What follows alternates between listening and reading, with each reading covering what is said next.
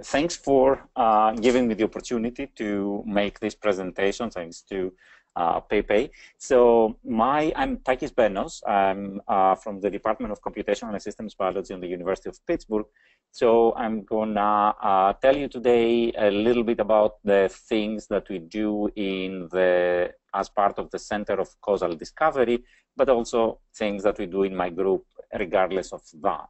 So as you know, we are living in the big data. That's the whole concept behind the BD2K, or as somebody put it, we swim in a sea of data and the sea level is rising rapidly. We have a number of initiatives that are currently on. There was the Precision Medicine Initiative, where Pete also received some award to participate on this million-person precision medicine. Of course, we had the BD2K, which is the basis for funding both the Heart Center as well as our Center for Causal Discovery. So our center is headed by Gregory Cooper as a PI, and also my chair, Yvette Bahar, is a co-PI on this grant. And the main thing is to have developed methods and scale them up that can perform causal discovery, and I'll explain what this is in the next slides after I give a brief introduction about the center. Together with that, we have developed 3 driving biomedical projects which are aiming to test these methods on real data and see how they perform, not just on synthetic data that pretty much everything works well, but when some of the underlying assumptions are not held entirely. And of course, the center has also a collaborative component. We have already some collaborations in place with Harvard and other centers, and we also have a training component where we have held 2 summer classes already. These are generally the aims of the center: to develop and implement the state-of-the-art methods for causal modeling and discovery, to investigate 3 driving biomedical problems, and to disseminate the methods through tutorials as well as web interfaces and desktop applications and so on. The 3 driving biomedical problems, one is in cancer, and in that we try to discover the cell signaling networks in breast cancer and head and neck. The second one is headed by me, and it's to discover the mechanisms of disease onset and progression for 2 chronic lung diseases, the chronic obstructive pulmonary disease and idiopathic pulmonary fibrosis.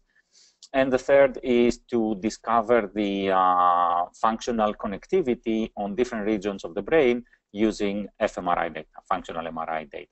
So as I'm gonna skip that one because it's practically what I said in the other 2 slides. So now, this was just to give you a background on what the Center for Causal Discovery does.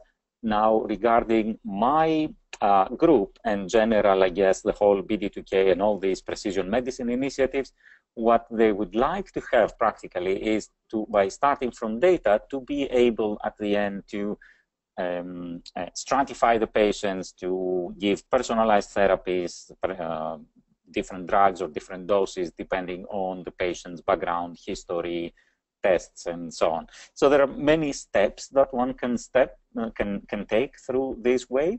So we can do mechanistic modeling. So this is more on the basic research realm. So where you collect data, like omics data, can be anything, microbiome, anything, and you try to model the mechanism of the disease. So the hope of that is that if you model the mechanism, then you can intervene and you can start changing things that have to do with disease onset, severity, and so on.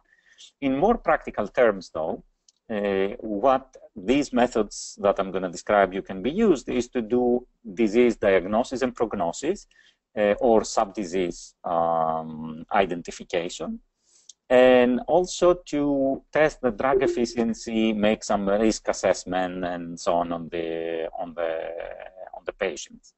So, and I'll give you later on, towards the end of the talk, I'll give a couple of examples for those things.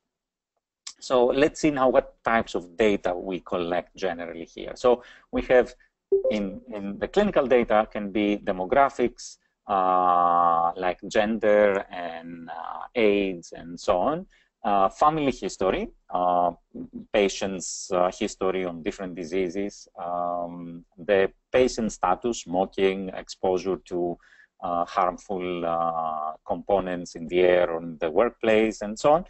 We can have medical tests performing. We can have clinical image data, so on that. And also we can have, obviously, omics data, SNPs or copy number variations, methylation, gene expression, and so on. And as you know, what is coming is the other types of big data. So we have wearable sensors that they generate also a lot of data.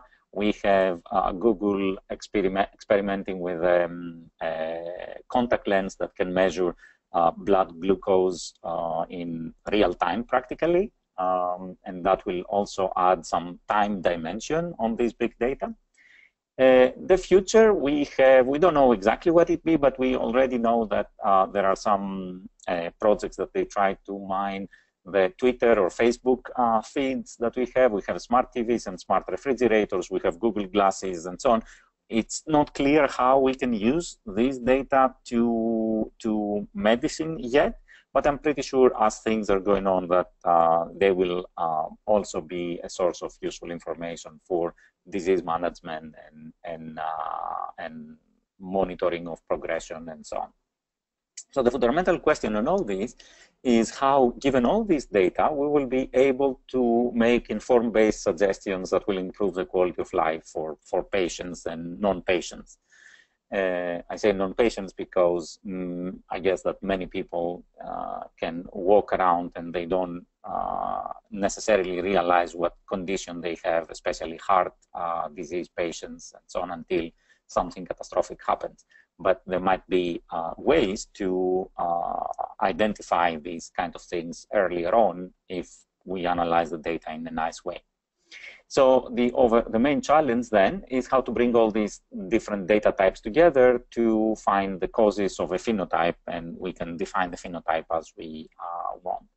So here is the overview of the things that I'm gonna talk a little bit about. So I'd like to advocate in favor of the causal modeling, but I'll probably do first an presentation of what are the other data mining techniques that people have used and why causal modeling can help overcome some of the problems that these techniques have.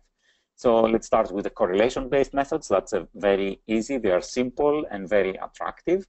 The people practically find pairwise correlations, and they build a network out of these pairwise correlations. There is nothing wrong with that, but the only problem is that they tend to overestimate the number of true connections. So we end up with these kind of big hairballs that we really don't know what to do. We need to use some prior or expert information to find testable hypotheses. And that's fine. We have used that as well in the past. So here is one of the works that we did was to build an mRNA, microRNA gene regulatory networks using practically correlations and prior knowledge. So we had the static network that was derived from predictions of interactions between transcription factors, microRNAs, and other genes. And then we get a dynamic network was coming from pairwise correlations of gene expression and microRNA expression data. And marrying the two, we had the integration function that again produced this kind of big hairballs, scale-free hairballs, like in this case. And then we needed some expert biological knowledge to go there, do some mining, and trying to find the interesting parts of this network. So as an example, I can show you what we did with this type of approaches in idiopathic pulmonary fibrosis. So IPF is characterized by a lung practically remodeling. The lungs become thick and stiff, and they are scarred over time, producing the fibrotic tissue. So this is what's called a restrictive disease, and the generally is observed in people that are more than 50 years old, although it also can be observed in earlier ages, but the majority is more than 50 years old. It starts with cough without mucus, has progressive dyspnea, and disfigurement of the fingertips, and so on. And what we did, we built a correlation regulatory network for TGF-beta response. TGF-beta 1 is one of the known pathways for affecting this disease or the onset of this disease. And so what we had at the time, we had mRNA and microRNA expression. At the time, we didn't know where are the transcription start sites of microRNAs. So we had a ChIP assay towards RNA pol2, and then we used some machine learning methods to identify the promoters of the microRNAs. We needed TGF-beta, of course, to do the signaling, and we also had SMAD3 because SMAD3 is one of the important factors in IPF, and we had SMAD3 ChIP data to find out where SMAD3 binds on that. So we identified, among the different things, we identified a network which involved LET7, oops, sorry, I missed something here. Evolved LET7 microRNA. Oh, I'm sorry about that. Okay, good. I'm back. Yes, involved LET7. So the pathways that we knew it existed is TGF-beta upregulating SMAD3 and SMAD4, and they upregulate HMGA2, and this leads to epithelial to mesenchymal transition, which is one of the pathways that are activated in IPF, as well as lung cancer, but or other cancers, but IPF as well. So we identified with all these correlations, we identified the LET7D, and then subsequent experiments showed that the SMAD3 downregulates LET7D, and LET7D then downregulates HMGA2. So you had this feed-forward loop that enhances the signal of SMAD3 by downregulating the downregulator of HMGA2. And then our collaborator showed that this, by just blocking LET7D with no TGF-beta, you upregulate cadherin, vimentin, and alpha SMA, which are markers for epithelial mesenchymal transition. And he showed also that happens at the protein level for these proteins. And then we looked on the patient data. We found that LET7D was one of the microRNAs that was downregulated in IPF patients. So what, and he showed that here also with staining of lungs. And here you see how much higher were in control versus IPF. And then what he did was to block the LET7 in the trachea of mice. And he found out that actually after 4 days doing that, you do see activation of collagen and HMGA2, which is characteristic of fibrosis. And when you sacrifice the mice and you look on their lungs, you validate that indeed, just by blocking LET7D, you can induce lung fibrosis in mice. So correlations can be useful. They are easy to calculate and intuitive. They provide all variables that are possibly related to our target variable, but then it gets some more. So the main problem with that is we have many false positives. And in the previous example, for example, if you look on this network, TGF-beta will also be anti-correlated to LET7D, and LET7D will also be anti-correlated to EMT. So by looking only on correlations, you will not be able to figure out if SMAD3 is, if TGF-beta directly regulates LET7 or it's done it through a different path. So we needed, in our case, we needed prior biological knowledge to guide these experiments. So, and here I would like just to pause that to say that correlation is not causation. So causation creates correlations, but correlation does not prove causation. We need intervening experiments to do that. As an example, you can imagine the smoking in the 60s. If you look on the people that they had lung cancer, they also, many of them had tar-stained fingers. But if you take a person that is healthy and you stain their fingers with tar, is not going to get lung cancer. Obviously, in that case, we had smoking, which was a variable that caused both tar-stained fingers and lung cancer. So correlation does not necessarily impose causation, but causation is always a source of correlation. Now let's go to the regression-based models, which is another popular way to do this kind of data mining. So generally, the most popular of them is the linear regression models, where practically you have a target variable that you want to predict or model, and you model it with this kind of regression. So here are xi are your predictors. This is the target variable, and these are your predictors. And practically, you have a number of samples where xi and y's are measured, and you run some algorithms to try to find what is the optimal betas that can minimize practically this is the y hat. So this is what you predict y to be based on the betas and the x's, and you minimize that with the real y's. You minimize the square error practically.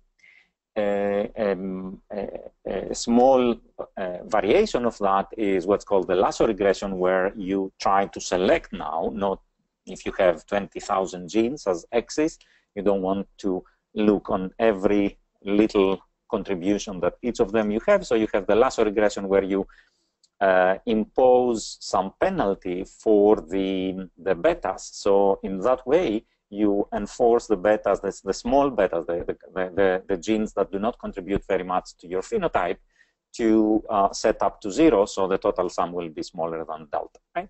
If you increase the delta very much, then you go back to the general linear regression. So there is some magic on where to set the delta to have a good result.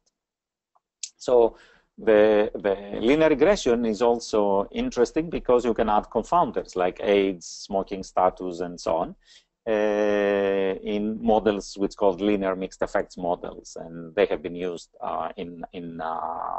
also in some of the research papers that we have. Now, what's the problem with the regression models? Let me give you an example. So here is an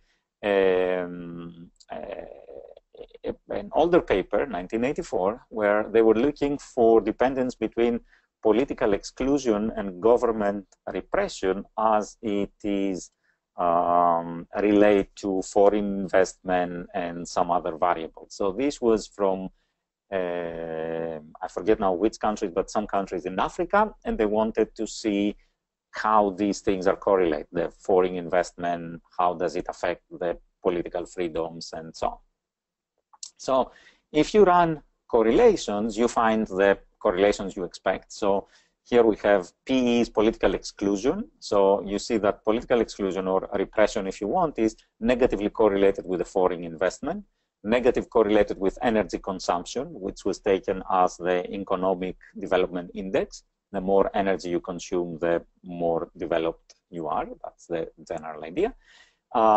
The political exclusion or the repression is positively correlated with the lack of civil liberties, as you would expect, and everything else is as you would expect. This is by just looking on correlations. If you try to build a regression model now, so this, just to highlight that the repression, political repression, is negatively correlated with foreign investment, which is something we would like to see happening. Now, if you run a regression model and you run it towards the political exclusion, now you see that the foreign investment is positively related to political exclusion, and it's very significantly. So here the assumption is that the regression coefficient is 0. So this is definitely not 0. It's very low probability of this being 0. So you see some positively correlation. So the question is why? So here is the regression model with the coefficients that we have.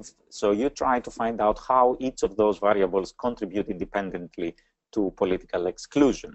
However, if you run a causal model, you will see that the foreign investment is not connected to political exclusion at all, or at least not directly.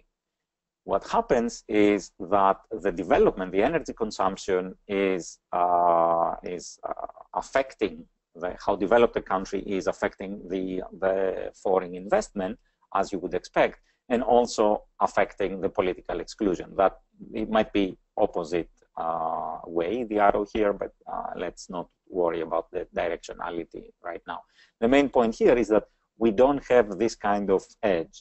And the reason that the regression model failed is because we didn't include interaction terms. So energy consumption to foreign investment to lack of civil liberties, all the three together, and so on. Of course, we could have done it. So overall, the regressions are intuitive and flexible, relatively fast to calculate, and provide the relative contributions of all predictors to the target variable. But in practice, especially when you're talking about omics data, it's difficult to implement all the interaction terms, because you need to have interaction terms every 2 genes, every 3 genes, every 4 genes, and quickly goes exponentially up. So it's very difficult to include all those. And in that case, it might fail, like I saw you in the example with the foreign investment and the energy consumption. So that brings us to the probabilistic graphical models and the work that we do in the lab, which is doing probabilistic graphical models over mixed data types. So let's give some definitions for those that they don't have heard about probabilistic graphical models before. So this is a graph which consists of a set of nodes, which are our variables, and some are connected through edges. The probabilistic graphical model is the model that the graph represents the conditional dependencies or independencies, depending on how you would like to see between the variables. So probabilistic graphical models can be directed or undirected. They have some differences that I will talk a little bit about. And the causal graphs that I'm talking about are the directed and acyclic graphs. So is something like that, right? So the properties of the directed acyclic graphs, they can distinguish between direct and indirect interactions, which is what we want. They can represent both the joint probability distributions over sets of variables, as well as the conditional independence relations between variables. The problem is the graph searches are relatively slow, so heuristics are needed, and we had some work done on this area. Now, the directed acyclic graphs have also some non-realistic assumptions. One is that there are no cycles in the graph. So in biological data, we do have cycles, and we know that. So there are some ways to get away from that. Also, they assume that all common causes are measured, so we don't have any hidden confounders. Again, this is not a realistic assumption in biology, because we always find new things that play an important role that we didn't know before. But again, there are some methods, causal learning methods, that they can tell you if there is a potential hidden confounder. And then the variables in the typical directed acyclic graphs should be all continuous or all discrete. So we had some work on that as well that I'll show you.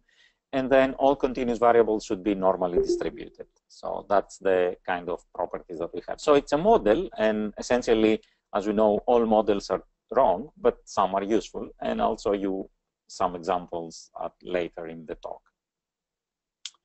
So just before I show that, to let you know that what we have is we have the data generating graph right here, which we don't see. We don't know that data generating graph. What we see is the data that this graph has generated. So that's our underlying assumption, is that the data that we observe, clinical data, omics data, any type of data, are coming from a graph that we don't know. And we try to infer the graph out of this data. And one way to do that is to look what we say the conditional independencies. So what we have there is, let's suppose you have in that the true data generating graph is that the smoking will cause failing in lung function, and this will cause or help the doctor make the diagnosis. Let's suppose these are the only variables that we have, and this is the true causal path that generates the data that we observe on these three variables, right? So what we can tell, if we have enough data, we can find out that the smoking is not offering me any information about diagnosis if I know FEV1. So in other words, the smoking and diagnosis are independent condition on FEV. So, and this can be shown if we have enough data and do the appropriate statistical tests. However, of course, things might be a little bit more complicated. You might have smoking and genetics affecting FEV. In that case, the previous statistical independence holds true, but also we have another independence which says genetics and diagnosis are independent condition on FEV. We can have a case where the smoking affects two variables, which the doctor needs both of them to make the diagnosis. In that case, the smoking is not independent of diagnosis just on FEV, but it is independent if you condition on both FEV and FVC, because practically you are blocking the information, all the paths of information from smoking to diagnosis by conditioning on FEV and FVC. And of course, the case might be that even if we condition on all the variables that we have, still smoking has some information to offer about diagnosis, so then we cannot make any dependent or independency assumption, right? So this is what we do. I just wanted to point out now that orientations cannot always be determined. We can determine the conditional dependencies, like in this case, but the same conditional dependencies will hold if we had diagnosis affecting FEV, if that was possible, and FEV affecting smoking, or if FEV was affecting both smoking and diagnosis. Statistically, these are undistinguishable. They all three have the same conditional independencies. However, then there is the knowledge, the prior knowledge that says, you know, the FEV cannot cause somebody to smoke. So the smoking has to be the opposite way, right? So, but the point here is that distinguish direct from indirect interaction is not the same as determining the orientation of interaction. And in reality, we see that we are better in predicting the actual connections than predicting the orientations. Sometimes we get the orientations wrong because of statistical errors. So what we learn now is not, so we start with the data generating graph, but this can be an alternative graph that explains the same data. And this can be an alternative graph that generates the data. And we cannot distinguish between these three graphs. So what we actually learn at the end is a graph which it's called a Markov equivalence class, and it has some directed edges and some undirected edges. And that's fine. We only learn what we can learn from the data, right? That's what we have. I'm gonna skip a little bit on. Well, okay, I'm gonna say a little bit only on the collider. So the way to find these really find the directions is the fourth type of graph. When you have so I talked about the three where X1 was causing X3 and X3 was causing X2, or going the opposite way, or X3 was causing both X1 and X2. But there is this also, which is called the collider. That's the fourth type of graphs that you can have with three variables. And in this case, the X1 and X2 are independent, condition on nothing, assuming they don't have a common ancestor. But X1 and X2 become dependent, condition on X3. And this is a not easy concept to grasp for the people that they are not familiar with that, but you can think of it like you have, let's say, a car that it may not start. This is the variable X3. And if it doesn't start, it can be because lack of gas or it has a mechanical failure. So by just observing that the car doesn't start makes these two variables dependent for the following reason. So the more that I know, so let's suppose the car doesn't start. Then initially I might think, okay, it's 50% to be gas or 50% be mechanical failure. But if I remember that, you know, I think I put gas 2 days ago, that makes this less likely cause of X3, which makes this more likely cause of X3. So information about that causing information about this if we condition on this one. So that's the general idea, and that's how. So if we have an undirected graph, and this is the difference between undirected and directed graph. If we have an undirected graph, all these three edges will be present on the undirected graph. And then we can run some conditional independence tests to eliminate this edge, and at the same time directing these two graphs to X3. So the undirected graph is called moralized for the sole purpose that the two parents were not married before, but now they are married here. That's just a detail. So possible application of causal graph models. You can do a Bayesian estimation of any kind of variables or overall likelihood of multiple variables by partitioning down into the probabilities of parents of these variables. You can do probabilistic reasoning in expert systems, causal inference, feature selection. This is has been used. The probabilistic graphs have been used for doing feature selection using what's called the Markov blanket. And the reason for that is that Markov blanket is practically parents, children, and spouses of the other parents of the children. And practically the reason that this is a good feature selection is because any other variable outside of this Markov blanket is independent of the target variable given the values in the Markov blanket. For the reason that I said before, X will be independent of T conditioned on Z and W, because the information from X to T can go either through Z or through W. So X, Y, W, and T. So if I condition on Z and W, then I block the information from both X and Y for T.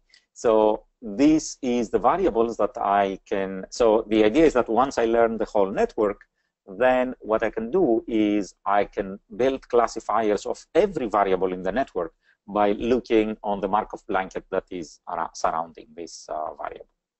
So, okay, so how do we do now? As I say, the problem with these kind of applications is that in order to condition on all possible subsets of the variable, this is an NP-hard problem. So it's not solvable in linear time. So what we do, we start by having the data generating graph, and we first calculate the undirected graph, a moralized graph.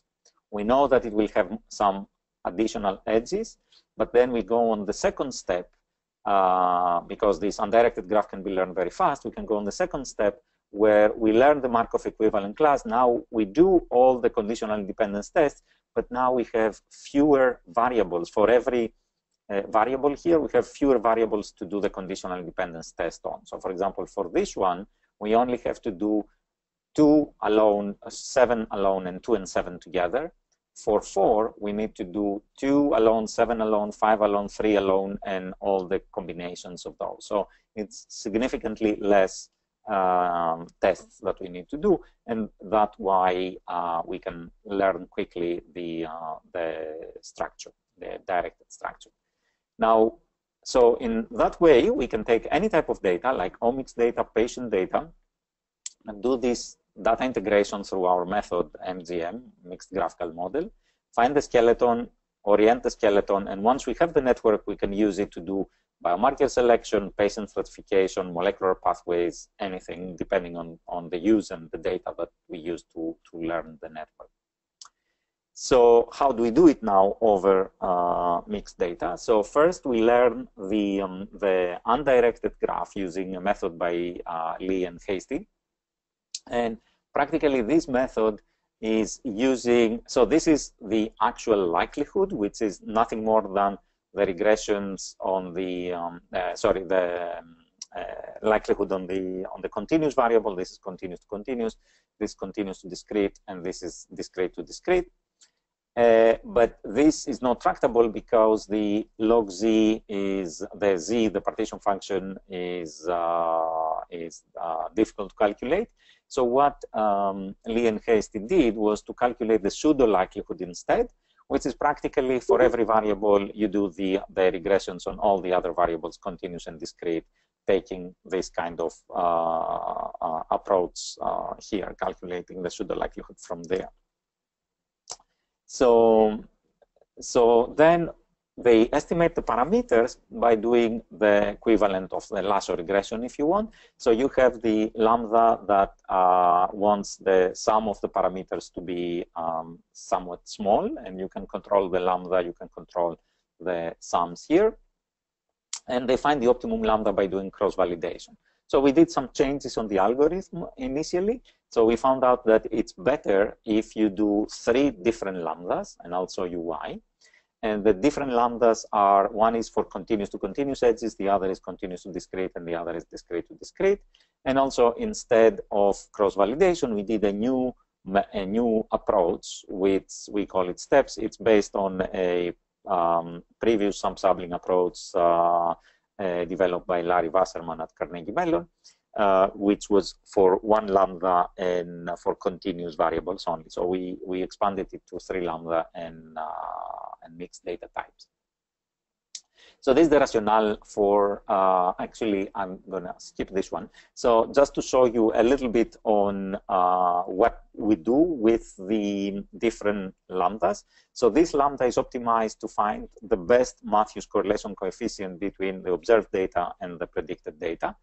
And it uses 1 lambda for all types of variables. So anything that is colored here is false, either false positive or false negative, right? On that, false positive is blue, false negative is red. When we apply 3 lambda and optimize for that, as you see, we reduce the false positives here and we reduce the false negatives here. So, and overall the method performs very well. This is the oracle. If we knew the true graph, how close we can come. And so that's the best that you can have. And you can look here on the Matthews correlation and see that the method with the 3 lambda does best than everything else. The Akaike information criterion, the Bayesian information criterion, cross-validation, and other methods. So, and getting to some of the examples. So I'll show you quickly 3 examples of applying these methods to clinical data. So the one is from the Lung Genomics Research Consortium, which has data on chronic obstructive pulmonary disease and idiopathic pulmonary fibrosis. It has different types of data. In our example, we only used gene expression and some clinical variables. Here is the network that we found. So red is clinical variables, green is gene expression, and purple is the diagnosis. And these are the first and second neighbors around the diagnosis. It's not the full network. And as we see, we already see some interesting things like height, weight, and gender are closely linked, which we knew. This is the undirected graph. Similar results we get on the directed graph as well. These genes are closely linked to gender, which is good because these are Y chromosome genes. These are these are biomarkers for one or the other disease. And this variable is a cytochrome gene, which is related to diagnosis through cigarette smoking. And that's good because this gene is known to be upregulated in smokers because it transforms the aromatic hydrocarbons in tobacco smoke into carcinogens. So carcinogens are the ones that they do lung remodeling, and many of the carcinogens are also present in pulmonary fibrosis. Now, the reason that I mentioned that is that most of the patients had, they were belonging, here is the current smokers, previous smokers, and never smokers, previous heavy smokers and never smoker. And what we see is the majority of the patients were previously heavy smokers. So it's unlikely that this one will have been found to be linked to diagnosis if we haven't conditioned on this cigarette smoking variable. So all these are obviously statistically significant differences. The second example is on the SCORE cohort that we have in Pittsburgh. So we have 762 subjects of COPD, chronic obstructive pulmonary disease, 400, and they came for a first visit, and they did a number of data: spirometry, semi-quantitative, visual and quantitative MD CT scan, questionnaire, exercise testing, and so on. 449 have returned so far for a 2-year follow-up evaluation. So here are so what we wanted to see is what is the lung function decline and what is linked, directly linked to the longitudinal 2-year lung function decline. So the variables that we used had to do with demographics, patient history of other diseases like asthma and so on, spirometry, so lung function before and after bronchodilators, environmental, if they were exposed to asbestos, arsenic, and other harmful components. We had some blood biomarkers, we had symptoms on the questionnaire, and we had also some psychological variables like whether the patient was depressed or not. And this is the network, of course, that we find. Now, if we focus only on the 2-year, so the only variable that we had from visit 2 was actually the difference between lung function between visit 1 and visit 2. That was the only variable. All the other variables were taken from visit 1. So if we focus around the 2-year lung function decline, then we see some interesting variables connected to it, like 3 blood biomarkers, creatinine, IL-6, and estradiol, the current smoking status in visit 1, asthma history, the lung function before and after bronchodilators, and so on. If we try to predict the 2-year function decline based on that, we have a very small error of 0.017. So that was the second example. So the third example was about predicting the treatment in melanoma patients, but this was an old cohort, so we had chemotherapy. I'm going to skip what is melanoma. Yes, everybody knows. We had a custom-made array of 118 SNPs that are related to DNA repair and cancer and so on. We had methylation data, mRNA, microRNA, and some clinical variables. We only used, for this purpose, we only used the response to temozolomide, which was the chemotherapeutic agent. So this agent induces DNA damage. So we found a number of DNA methylation, gene expression, and a single SNP on the PARP1 gene to be directly linked to response. And that was interesting because the PARP1 is a DNA repair protein. So the alkylating agent induces DNA damages, the chemotherapy, and PARP1 SNP was very closely linked to response. Actually, all the patients in our cohort that had this SNP, they performed very poorly in chemotherapy. The people that they were wild type, they were 50-50 whether they will perform well or not in the chemotherapy. So we looked then on the NCI60 database, and we found out that there were 3 other drugs that they have differences between in their MD50 values between the wild type and the SNP cell lines. And 2 of them were inducing DNA damage, and both of them you had smaller and statistically significantly smaller sensitivity to the drug if you have the SNP, which is consistent with what we see in the patients. The other one, it was the opposite way, but this third one, it blocks the DNA replication. It does not cause DNA damage itself. So the hypothesis then, it was that the PARP1 SNP is directly related to improved DNA damage repair by PARP1, presumably. So this is a testable hypothesis because we can treat the cells with PARP inhibitor and see whether it changes their sensitivity to alkylating agents. So this is what we did. And we found that in all cell lines that had the SNP, indeed, blocking PARP1 makes the cell lines more sensitive. In the wild type, either it doesn't have any statistical change or the change is the opposite direction. So that was a very interesting thing because we found out that the PARP1 SNP may be suitable now for patient stratification.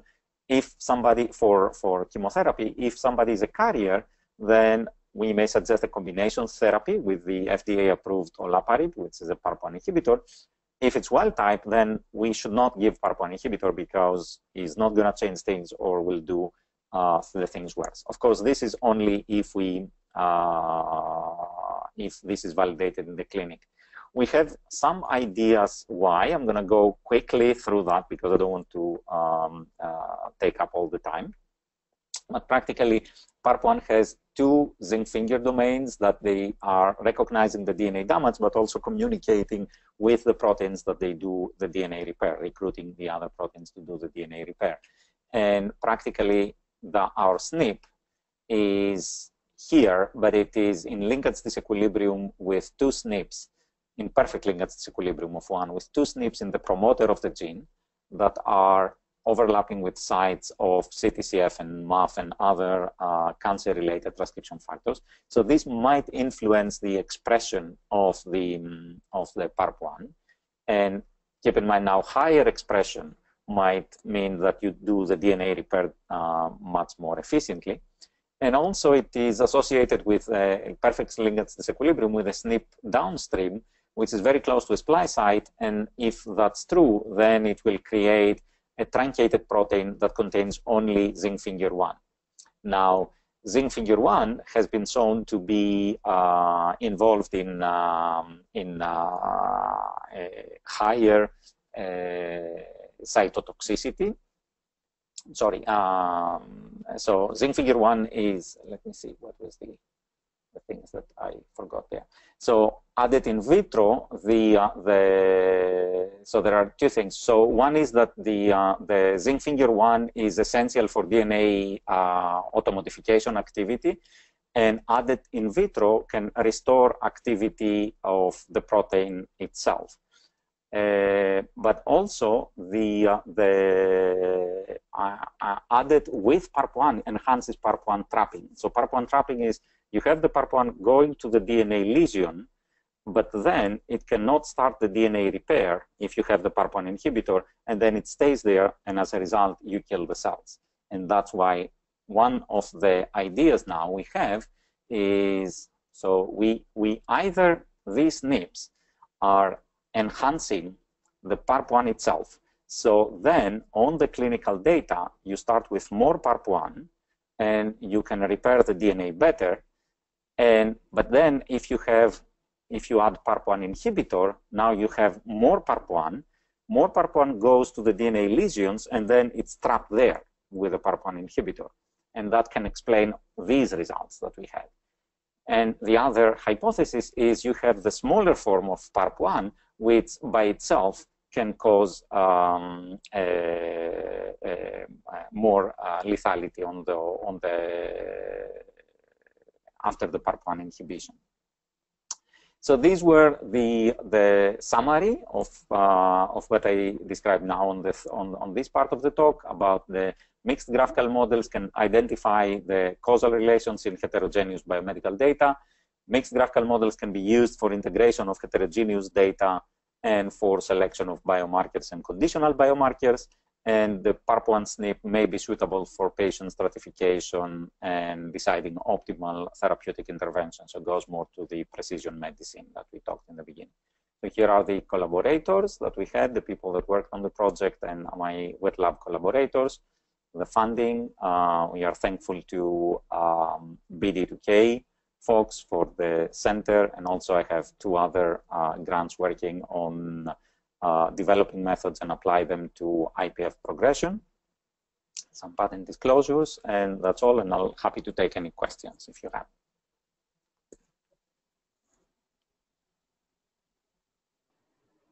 Do we have any questions?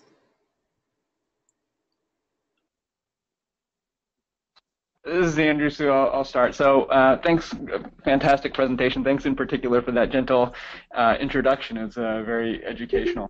I have a question about the PARP1 story. So if I caught it correctly, PARP1 was on a custom designed genotyping array, is that correct? Right, yes, correct.